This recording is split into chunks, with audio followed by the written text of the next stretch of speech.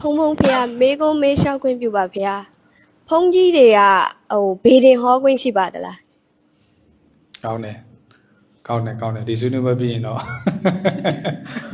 တို့နေမြဖုံကြီးနေတယ်နောက်ပါစောကမကြောက်နဲ့တော့ဖြစ်တော့မယ်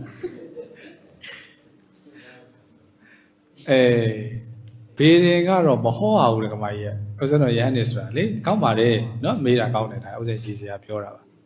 ဘေးတင်မဟောကောင်းဘူးအဲ့တော့ဥစ္စာတော့ရဟန်းတွေကရက်တီဖို့အတွက်မြတ်စွာဘုရားကအလုံးနှစ်ခုပေးထားတယ်ပရိယတ္တိရပฏิပတ်တိနော်စာသင်စာချလှုပ်ရှင်လို့မလုပ်ရင်တရားအားထုတ်အဲ့ဒီနှစ်ခုနဲ့ရက်တီအဲ့ဒီနှစ်ခုနဲ့မရက်တီပဲနဲ့တခြားနည်းတွေနဲ့ရက်တီပြီဆိုလို့ရှိရင်ဥပမာဆိုပါစို့ယဟန်ကဘေးတင်ဟောမယ်ဘေးတင်ဟောတယ်ဆိုတော့ဘေးတင်ဆရာအလုပ်လေအဲ့တော့ဘေးတင်ဆရာအလုပ်ကိုယဟန်ကဝင်လုပ်မယ်အဲ့ဒီယဟန်ရဲ့ပရိယပฏิပတ်ဘယ်သူလုပ်ပေးမှာလဲဘေးတင်ဆရာလာမလုပ်နိုင်ဘူးလေဟုတ်တယ်မလားဘေးတင်ဆရာစာမချနိုင်ဘူးတရားမဟောနိုင်ဘူးလေဟုတ်လားတရားမပြနိုင်ဘူးလေယဟန်ကပဲလုပ်ရမှာအဲ့တော့အဲ့ဒီလိုဘေးတင်တွေဘာတွေဟောလိုက်တဲ့အခါမှာလည်းဘာဖြစ်လဲဆိုတော့ဘေးတင်ဟောလေယဟန်ဘုရားရက်တီလို့ရတာပဲဆိုတဲ့စိတ်ဝင်သွားတယ်တစ်ဖက်မှာပရိယပฏิပတ်မလုပ်ချင်တော့ပြောရင်တော့အများကြီးပေါ့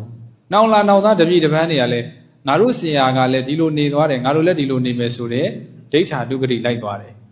အဲ့ဒါကိုအန္တရာယ်ရှိတယ်ပေါ့သာသနာကွယ်ကြောင်းလို့ဘုရားဟောတာတယ်နော်